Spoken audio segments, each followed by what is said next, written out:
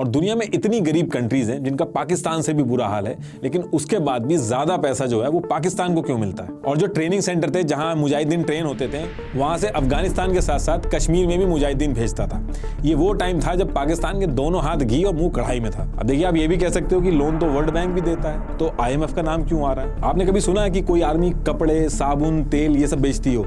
ये दुनिया की अकेली आर्मी है जो सीमेंट, कपड़े, मीट, इंश्योरेंस, रियल एस्टेट ये सब बेचती है। जब जनरल साहब रिटायर हुए तो उनकी वाइफ की वेल्थ 220 करोड़ हो गई, और अगर पूरी बाजवा फैमिली की वेल्थ को देखा जाए तो 1270 करोड़ हो गई। ये लोग ऐसा कौन सा खजाना खोद रहे हैं? जनरल बाजवा ने इमरान खान को PM बनाया, इसके बदले में इमरान खान ने जनरल बाजवा का टेन्योर एक्सटेंड करवाया। कुछ तो रही होंगी मजबूरियां, यूं ही कोई बेवफा नहीं होता।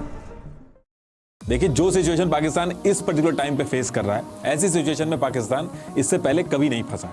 शॉपिंग कॉम्प्लेक्स और मॉल्स को 8:30 बजे से पहले बंद करने के ऑर्डर आ गए हैं। इलेक्ट्रिसिटी सिस्टम कोलैप्स करने की स्टेज पे है। गेहूं की शॉर्टेज हुई है और कई केसेस में तो ऐसा देखा गया है कि जो गेहूं, सिर्फ एक साल में पाकिस्तान की करेंसी 40% गिर के 267 पाकिस्तानी रुपीस तक पहुंच गई है। ब्लैकआउट इससे पहले भी होते थे पाकिस्तान में, 2015 में, 2021 में भी हुए थे, लेकिन इस लेवल के नहीं हुए थे। सिर्फ पावर कट से होने वाले लॉसेस की वजह से पाकिस्तान की GDP 4% तक नीचे गिर गई है। पावर कट की वजह से पाकिस्तान का टेक्सटाइल, मैन्युफैक्चरिंग सेक्टर ये पूरी तरीके से नीचे आ गया है, और जो फॉरेक्स एक्सचेंज है वो $3 बिलियन से भी कम पे आ गया है, श्रीलंका के बराबर पहुंच गया। अब आपके कई क्वेश्चन होंगे कि ये सब अचानक से क्यों शुरू हो गया? पाकिस्तान की एक्चुअल में दिक्कत क्या है? जिसको सबसे ज्यादा एड मिलती है पूरे दुनिया भर से, वो सबसे ज्यादा पीछे क्यों रह गया? और दुनिया में इतनी गरीब कंट्रीज हैं जिनका पाकिस्तान से भी बुरा हाल है, लेकिन उसके बाद भी ज्यादा पैसा जो है वो पाकिस्तान को क्यों मिलता है? अब देखिए, इससे पहले कि मैं करंट सिचुएशन की बात करूं कि इस बार पाकिस्तान को पैसे मिलने में दिक्कत क्यों आ रही है, IMF क्यों पीछे हट रहा है, या फिर US, इमरान खान और आर्मी का क्या रोल है, इस पूरी सिचुएशन को समझने के लिए पहले आपको रूट कॉज समझना पड़ेगा।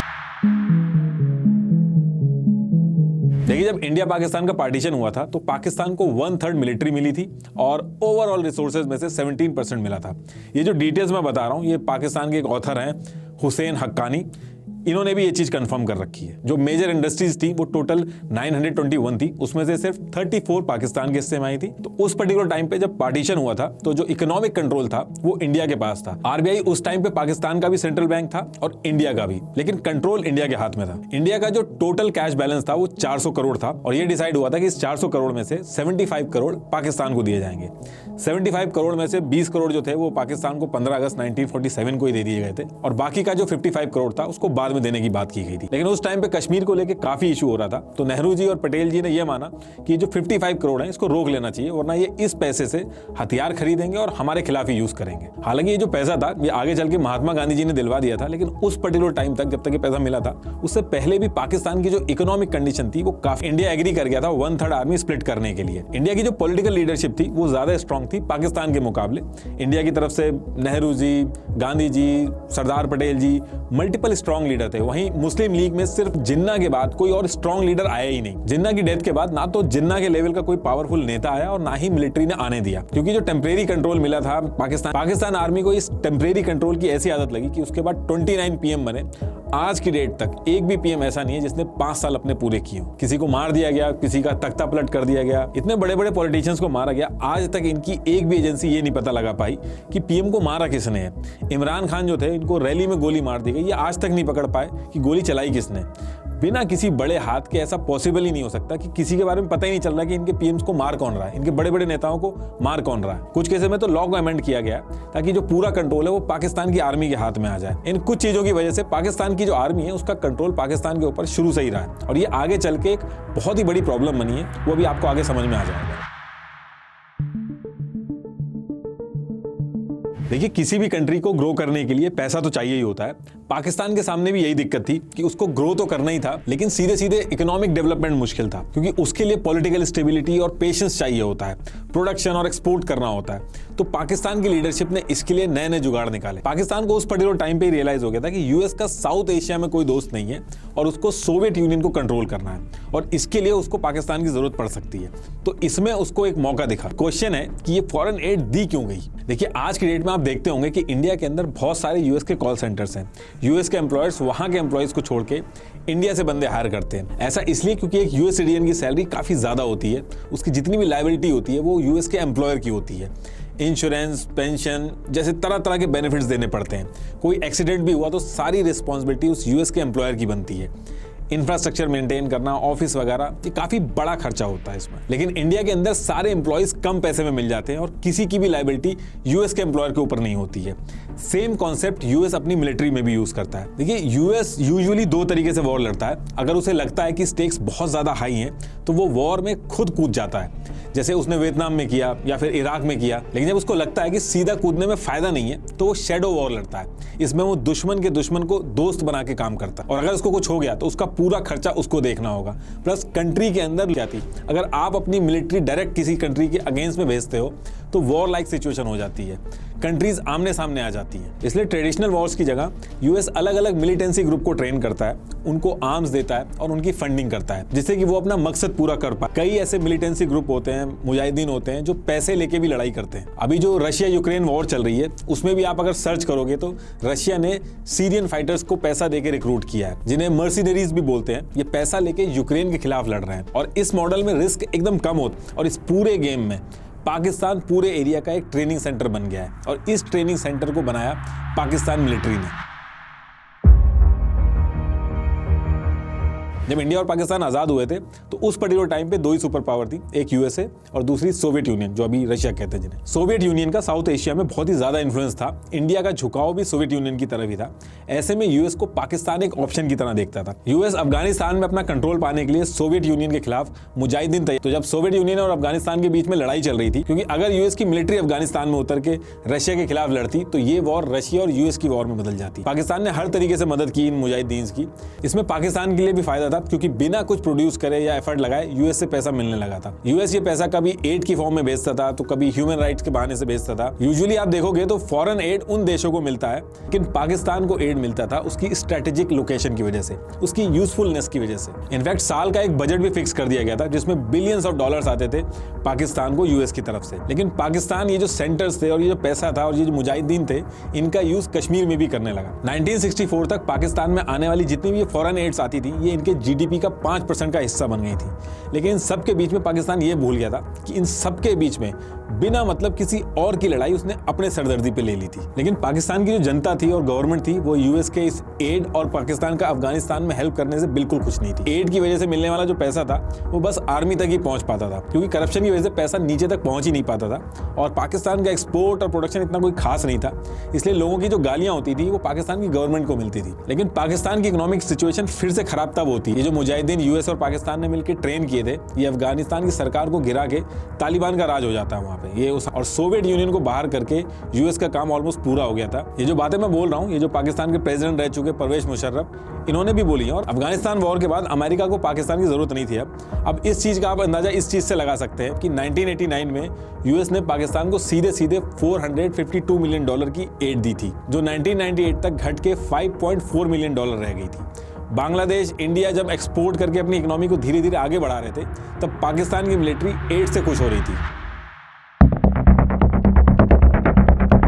अफगानिस्तान वॉर खत्म होने के बाद पाकिस्तान की जो इकोनॉमी थी उसको काफी नुकसान हुआ और उसके बाद पाकिस्तान को यूएसए ने स्टैंड बाय मोड पर डाल दिया। लेकिन पाकिस्तान की किस्मत फिर चमकती है जब 9/11 अटैक होता है। वर्ल्ड ट्रेड सेंटर में ये अटैक अलकायदा ने करवाया था और यूएस को डर था कि ये अटैक अगर दोबारा नहीं करवाना है तो अलकायदा को पूरी तरीके से खत्म करना। और एक बार फिर यूएस को पाकिस्तान की जरूरत पड़ी। इस बार यूएस ने कोएलिशन सपोर्ट फंड बनाया, CSF, जिसमें पाकिस्तान को काफी पैसा मिला। 2009 में यूएस ने कैरी लूगर बिल पास किया, जिसने पाकिस्तान को $1.5 बिलियन पर ईयर की एनुअल असिस्टेंस देने का प्रपोजल था। लेकिन ये जो पैसा मिलता था इसको पाकिस्तान यूएस के वॉर ऑन टेरर के लिए यूज करने की बजाय अपनी इकोनॉमी को बचाने के लिए यूज करता था। और जो ट्रेनिंग सेंटर थे जहां मुजाहिदीन ट्रेन होते थे, ये वो टाइम था जब पाकिस्तान के दोनों हाथ घी और मुंह कढ़ाई में था। पाकिस्तान आर्मी के ऊपर बाहर से मिलने वाले एड में करप्शन एलिगेशन लगते रहे। यूएस ने भी कहा कि इन्होंने हमारे एड से मिलने वाले पैसे को मिस स्पेंड किया है। और तो और इतने साल कॉन्टिन्यूसली एड देने के बाद भी ये पता चलता है कि ओसामा बिन लादेन पाकिस्तान में ही पकड़ा जाता है। मुल्ला उमर जो मोस्ट वांटेड था,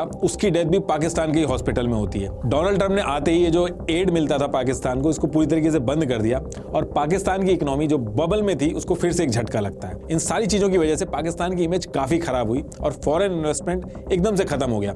बाहर की कंपनीज इतनी अनस्टेबल जगह पे अपनी कंपनी नहीं लगाना चाहती थी। उनको पता था कि उनको नुकसान होना तय है। इसके अलावा टूरिज्म भी खत्म हुआ। ये बहुत ही बड़ा फैक्टर था पाकिस्तान की इकोनॉमी कोलैप्स होने। ये एक बहुत ही इंटरेस्टिंग कहानी है जिसके ऊपर बहुत सारी बुक्स हैं, लेकिन कुक्कू FM की एक ऑडियो बुक है इंडिया वर्सेस पाक 1971। इसमें बहुत ही डिटेल और आसान तरीके से बताया है इस इवेंट के बारे में। वॉर की शुरुआत से लेकर खत्म होने तक सारी चीजें बहुत ही अच्छे से बताई गई हैं। 69 मिनट्स की इस ऑडियो बुक में 1971 की वॉर के बारे में आपको काफी नॉलेज और क्लैरिटी मिलेगी। कुकू एफएम इंडिया का सबसे बड़ा ऑडियो शो प्लेटफॉर्म है, जहां कई कैटेगरीज की ऑडियो बुक्स अवेलेबल हैं।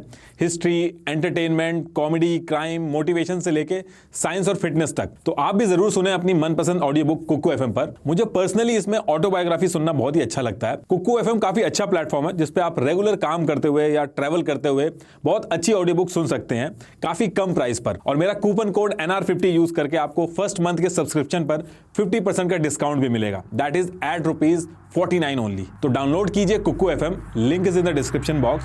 तो टॉपिक पे वापस आते हैं।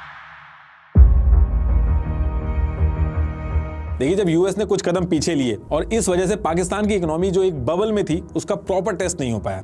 दुनिया में अलग अलग तरह के देश हैं। पाकिस्तान एक एड डिपेंडेंट कंट्री है। जिस तरीके से पाकिस्तान यूएस के लिए एक स्ट्रेटेजिक लोकेशन है, ठीक उसी तरीके से पाकिस्तान चाइना के लिए भी एक स्ट्रेटेजिक लोकेशन है। इंडिया को टैकल करने में चाइना को बहुत ही आसानी रही। यही रीजन है कि चाइना ने पाकिस्तान के अंदर न्यूक्लियर पावर प्लांट बनाने में उसको मदद करी। और कई एनालिस्ट तो ये भी मानते हैं कि चाइना ने पाकिस्तान को न्यूक्लियर प्रोग्राम बनाने में भी मदद करी। अब देखिए, अगर आप हमारी वीडियो देखते हैं तो आपको चाइना की जो डेट ट्रैप स्ट्रैटेजी है वो ऑलरेडी पता होगी, लेकिन मैं फिर भी मोटा मोटी बता देता हूं। चाइना पहले मार्केट रेट से ज्यादा इंटरेस्ट पे लोन देता है, फिर जो लोन आपको बाहर से 30 साल के टेन्योर पे मिलता है उसी को चाइना अप्रॉक्स 15 साल के लिए देता है। उसके बाद जिस चीज के लिए चाइना लोन देता है, मान लीजिए वो कह रहा है कि आपकी कंट्री में हम पावर प्लांट बनाएंगे, तो बनाने से लेके हर चीज में चाइनीज वर्कर और कंपनीज होती हैं। तो जो पैसा वो लोन देते हैं वो उसी देश से कमा के एक बिजनेस करके निकल जाते हैं और ऑन पेपर पे वो लोन एज इट इज बना रहता है और लोन का जो इंटरेस्ट है वो बढ़ता रहता है। इनके क्लॉज में ये पहले से ही मेंशन करवाते हैं कि अगर लोन नहीं दे पाए तो वो जगह चाइना की हो जाएगी। इसी तरीके से श्रीलंका का जो हम्बनटोटा पोर्ट था वो चाइना के पास पहुंच गया। फिर इन्हीं सारी स्ट्रेटेजिक लोकेशन का यूज करके ये उस एरिया में रूल करते हैं। अब आप कहोगे ये जो स्ट्रेटेजी आप बता रहे हो ये तो बच्चे बच्चे को पता है, तो पाकिस्तान के जो लीडर हैं, मिलिट्री है, उनको नहीं पता होगी। तो देखिए, आपने कहावत सुनी होगी कि कुछ तो रही होंगी मजबूरियां, यूं ही कोई बेवफा नहीं होता। तो ये क्या क्या मजबूरियां रही हैं इनकी, जब मैं अभी आगे IMF की बात करूंगा तो उसमें समझाऊंगा आपको। देखिए, चाइना ने पाकिस्तान के साथ मिलकर अपने belt and road initiative BRI के under China Pakistan economic corridor CPEC 2015 में बनाना शुरू कर दिया और ये ग्वादर में भी एक पोर्ट डेवलप कर रहा है। और जितना पैसा चाहिए चाइना बहुत ही आराम से दे रहा है और पाकिस्तान भी खुश है कि IMF से लोन लेने में बहुत ही ज्यादा झिकझिक होती है और चाइना बहुत आराम से दे रहा है। चाइना ने अभी तक $30 बिलियन से ज्यादा पाकिस्तान को लोन दिया है और कुछ भी वापस नहीं आया। चाइना को भी पता है कि वो पैसा वापस नहीं आएगा, लेकिन स्ट्रेटेजिक लोकेशन में एडवांटेज उसको मिल रहा है। यहाँ वही सेम डेट ट्रैप वाला मॉडल चलता है। सारे वर्कर्स, कंपनीज वगैरह चाइना से ही आएंगे। ये जो चीज मैं आपको बता रहा हूँ, ये इमरान खान ने भी शुरू में अपनी जनता को समझाने की कोशिश की थी और उसका जब टाइम आया था तो उस टाइम पे उसने काम भी रुकवा दिया था CPEC का। लेकिन इस सब के लिए अब काफी देर हो गई है। देखिए, CPEC से पाकिस्तान के अंदर खूब इंफ्रास्ट्रक्चर डेवलप हुआ, पैसा भी आया, इन सब चीजों से पाकिस्तान खुश होता है। लेकिन एक्चुअल में ये एक डेट बेस्ड इकोनॉमी है जो सिर्फ एड्स और लोन के भरोसे चल रही है। IMF ने भी मल्टीपल टाइम समझाया पाकिस्तान को कि CPEC से दूर रहना ही पाकिस्तान के लिए ठीक है। कोई नया नेता, क्योंकि बहुत ही पहले से चल रहा है और अब एड लेना इनकी मजबूरी बन गया है। जनता वरना PM को ही गाली देने लगेगी। इसको ऐसे समझ लीजिए, किसी के पास मल्टीपल कार्ड है, वो बस इस क्रेडिट कार्ड की पेमेंट उस कार्ड से कर दे रहा है, कभी दूसरे कार्ड की पेमेंट किसी तीसरे कार्ड से कर दे रहा है। इससे EMI तो बचा ले रहा है वो, लेकिन एक्चुअल में उसकी प्रॉब्लम सॉल्व नहीं हो रही है। कर्जा उसके ऊपर उतना ही है, बल्कि इंटरेस्ट और बढ़ रहा है। सेम इसी कॉन्सेप्ट पे पाकिस्तान की इकोनॉमी भी चल रही है। कुछ प्रोड्यूस नहीं कर रहे हैं, एक्सपोर्ट नहीं कर रहे हैं, बस लोन लेते हैं और उस लोन को चुकाने के लिए एक और लोन लेते हैं। यही रीजन है कि आप देखोगे कि किसी और कंट्री के लिए बेगर वर्ड यूज नहीं होता है, पाकिस्तान के केस में यूज किया जाता है। इनके खुद के PM ने ऑन रिकॉर्ड बोला है कि बेगर्स कांट बी चूजर्स।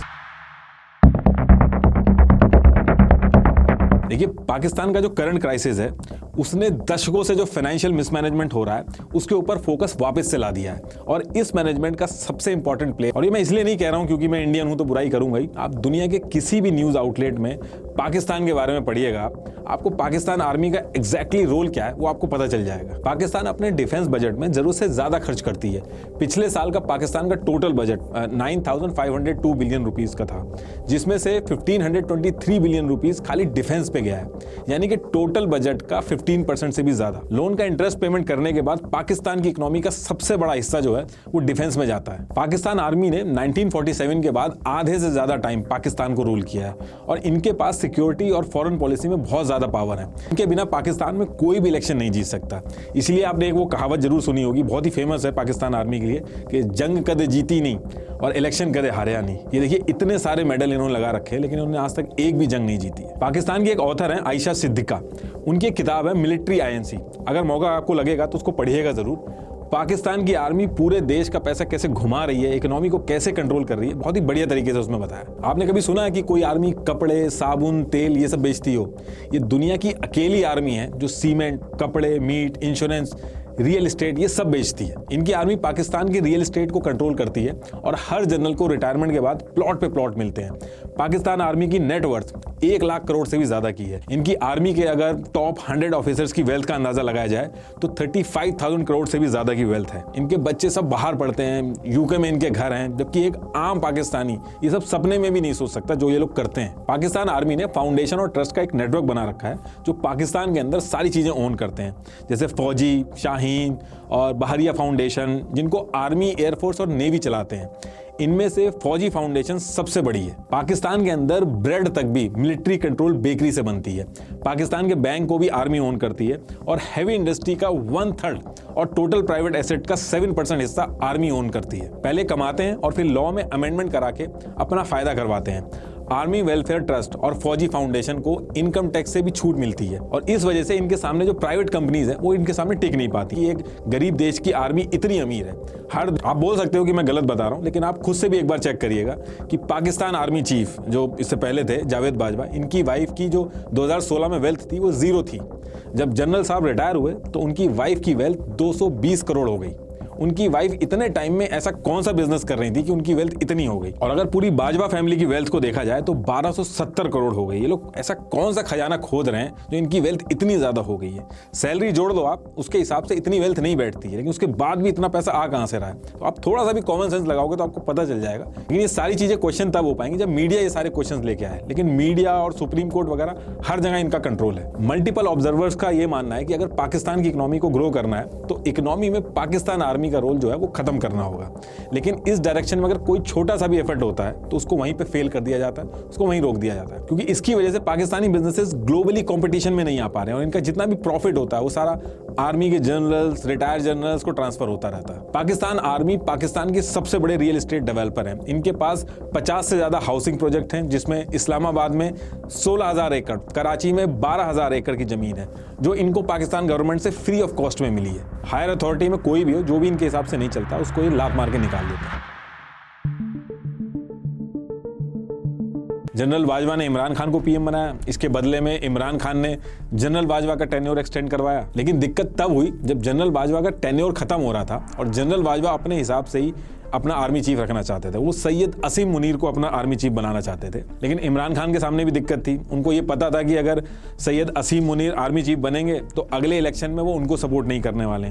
इसलिए जनरल बाजवा के खिलाफ जाके इमरान खान ने जनरल फैज को आर्मी चीफ बनाने की वकालत करी। इस सबके बीच में जनरल बाजवा ने इमरान खान को हटा के शरीफ को पीएम बनवा दिया और शरीफ ने आसिम मुनीर को आर्मी चीफ बना दिया। और ये जो सारी चीजें मैं बता रहा हूँ ये अभी पिछले साल ही हुई हैं और इन सब चीजों की वजह से पॉलिटिकल इनस्टेबिलिटी आ गई है। करीब $30 बिलियन के अराउंड नुकसान हुआ था जिसने पाकिस्तान की कमर तोड़ दी थी। पाकिस्तान में जो ब्लैकआउट्स हो रहे हैं उसके पीछे भी चाइना ही है। इन्होंने सीपैक पे जब काम रुकवा दिया था तो चाइना थोड़ा सा नाराज हो गया था और चाइना ने सीपैक प्लान में जो पावर प्लांट्स थे उनको बंद करा दिया था क्योंकि पेमेंट का कुछ इशू हो गया था।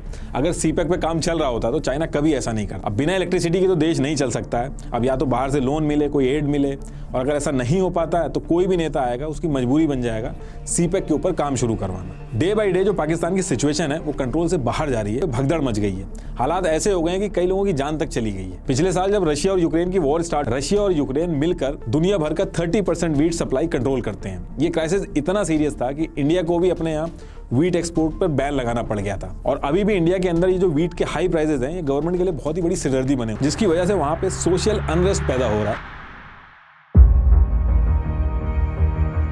और इनके जो फॉरेक्स रिजर्व है वो भी बहुत हालत खराब है उसकी।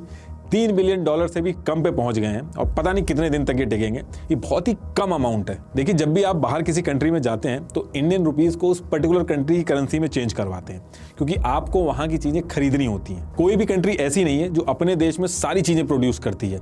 अब जैसे गाड़ियां चलानी है, मशीनरी यूज करनी है तो ऑयल की जरूरत होगी। अगर आपकी कंट्री में ऑयल प्रोड्यूस नहीं होता है तो आपको बाहर से एक्सपोर्ट करना होगा, और अगर बाहर से चीजें खरीदनी है तो आपको बाहर की करेंसी की जरूरत हो। ऐसे ही कंट्री अपने फॉरेक्स रिजर्व मेंटेन करती है, जिसमें वो चीजें रखती है जिसकी इंटरनेशनल मार्केट में वैल्यू होती है, जैसे गोल्ड, यूएस डॉलर, बॉन्ड्स वगैरह, ये सारी चीजें रखी जाती है। आप सुनते होंगे कि इतने दिन का फॉरेक्स रिजर्व बचा है, तो इसका यही मतलब होता है। तो ये बहुत ही बड़ी दिक्कत है पाकिस्तान के लिए। उसके ऊपर से रशिया और यूक्रेन की वॉर बीच में आ गई। अब पाकिस्तान के भी जो फॉरेक्स रिजर्व है उसका जो मेजर हिस्सा है वो ऑयल और गैस प्रोडक्ट खरीदने में जाता है। लेकिन जब से ये वॉर शुरू हुई है, गैस और ऑयल के प्राइसेस बहुत ही ज़्यादा बढ़ गए हैं और पाकिस्तान के फॉरेन रिजर्व एकदम से खत्म हो गए।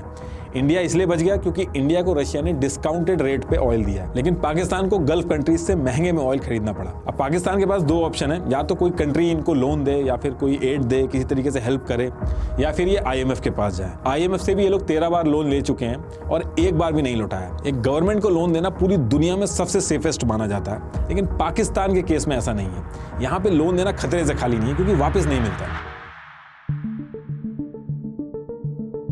अब देखिए, आप ये भी कह सकते हो कि लोन तो वर्ल्ड बैंक भी देता है, तो IMF का नाम क्यों आ रहा है? ये वर्ल्ड बैंक से अलग कैसे है? और IMF को क्या पड़ी है किसी देश की जब बुरी हालत है तो उसमें लोन देने की? तो इसको एक एग्जांपल से समझाता हूँ। मान लीजिए हम 10 दोस्त हैं और हमने ये डिसाइड कर लिया कि हम अपनी अपनी सैलरी का 5% जमा करेंगे, और इस फंड को हम तब यूज़ करेंगे जब किसी के ऊपर दिक्कत आएगी, कोई फाइनेंशियल दिक्कत आ गई तो हम उसमें यूज़ करेंगे। इससे होगा ये कि हम 10 के 10 जो दोस्त हैं वो सेफ हो जाएंगे, और कोई मुसीबत आती है, कोई फाइनेंशियल क्राइसिस आती है तो हम सब लोग सेफ हो जाएंगे। इंश्योरेंस भी इसी तरीके से काम करता है। तो ऐसे ही IMF भी काम करता है।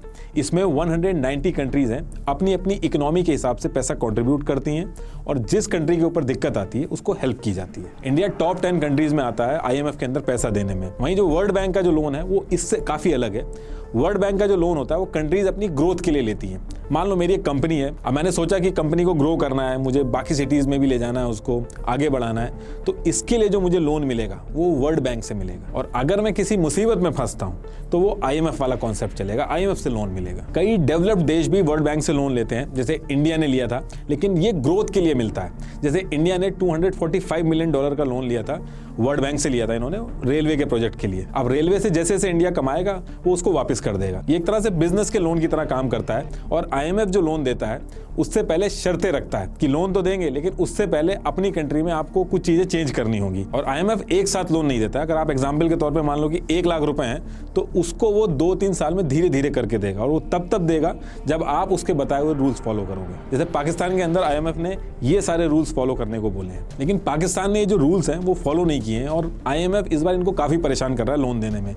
10 दिन IMF की टीम इस्लामाबाद में रह के चली गई, अभी तक लोन नहीं दिया है। वो कह रहे हैं कि पाकिस्तान रूल्स ही फॉलो नहीं कर रहा है, और इनके जो रूल्स हैं IMF के, पाकिस्तान के लिए उनको फॉलो करना बहुत ही ज़्यादा टफ हो गया। IMF के रूल के हिसाब से पाकिस्तान को गैस, इलेक्ट्रिसिटी, पेट्रोल, इन सब के जो प्राइस हैं उनको बढ़ाने चाहिए, लेकिन पाकिस्तान उल्टा कर रहा है, उनको सब्सिडीज दे रहा है। और पाकिस्तान की भी मजबूरी, अगर सब्सिडी नहीं देगा तो जो अभी महंगाई चल रही है उससे और ज़्यादा हो जाएगी। तो पाकिस्तान जो है वो दोनों तरफ से फंसा हुआ है। IMF ने जो आर्मी के जो ऑफिशियल्स हैं उनकी जो टैक्स रिपोर्ट है वो भी मांगी है, ताकि पता चल सके कि सारा पैसा जा कहाँ से रहा है। एक गरीब देश में आर्मी कैसे अमीर हो रही है, उस पर कोई इफेक्ट क्यों नहीं पड़ रहा है। इसके साथ साथ आर्मी का जो बजट है IMF उसमें भी कटौती करने को कह रहा है, और यही कुछ रीजन है कि पाकिस्तान की आर्मी IMF की बजाय बाकी कंट्रियों से लोन ले लेगी, उनसे एड ले लेगी, उनसे जाके पैसे मांग लेगी, लेकिन IMF को अवॉइड करती है। इस बार भी देखना आपको अचानक से सुनाई में आएगा कि इस कंट्री ने रिलीफ पैकेज दे दिया, क्योंकि जाके अंदर सीक्रेट डील कर लेते हैं।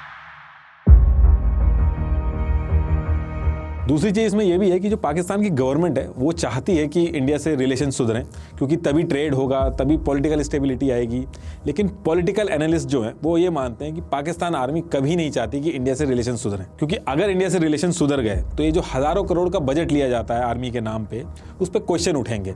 2016 में मोदी जी पाकिस्तान नवाज शरीफ से मिलने गए, उसके आते ही 1 हफ्ते के अंदर पठानकोट में टेररिस्ट हमला हो गया। पाकिस्तान के प्रेसिडेंट आसिफ अली जरदारी ने कहा था कि हम इंडिया के साथ no first use policy accept करना चाहते हैं, यानी कि अगर वॉर हुई तो पहले हम न्यूक्लियर वेपन यूज नहीं करेंगे। जैसे ये बात बोली गई, जैश ए मोहम्मद ने टेररिस्ट हमला कर दिया। पाकिस्तान के पीएम नवाज शरीफ और इंडिया के पीएम अटल बिहारी वाजपेयी जी 1999 में जब लाहौर डिक्लेरेशन साइन किया था इन्होंने, तो जो उस टाइम के आर्मी चीफ थे परवेज मुशर्रफ, उन्होंने बिना अपने पीएम को बताए कारगिल का हमला प्लान किया और उसको एग्जीक्यूट भी कर दिया और बाद में तख्ता पलट करके पीएम को हटा दिया। पाकिस्तान की जो जनता है उसको बहुत ही अलग लेवल पे लूटा गया। इनके जो चीफ जस्टिस है उन्होंने डैम के नाम पे पैसा इकट्ठा कराया। आतिफ असलम जो सिंगर है उन्होंने भी इसमें डोनेट किया था। वो डैम बना ही नहीं और उसका पैसा सारा जेब में चला गया। पीआईए पाकिस्तान इंटरनेशनल एयरलाइन, इनका एक सीनियर ऑफिसर था, वो यूरोप में जाके इनका प्लेन ही बेचा है। तो मतलब जितने भी डिपार्टमेंट है, जितनी भी पाकिस्तान की जनता है, उसको हर तरफ से लूटा जा रहा है। देखिए पाकिस्तान की जो करंट सिचुएशन है वो किसी लोन या फिर किसी एड से नहीं सुधरेगी। लॉन्ग रन में पाकिस्तान की जो सिचुएशन है वो आर्मी से हट के जब चीजें पॉलिटिशियंस के हाथ में जाएंगी तभी सुधर पाएगी। लास्ट में एक बार फिर से आपको बता दूं कि कुक्कू एफएम की ऑडियो बुक इंडिया वर्सेस पाक 1971 का लिंक मैंने डिस्क्रिप्शन बॉक्स में दे दिया।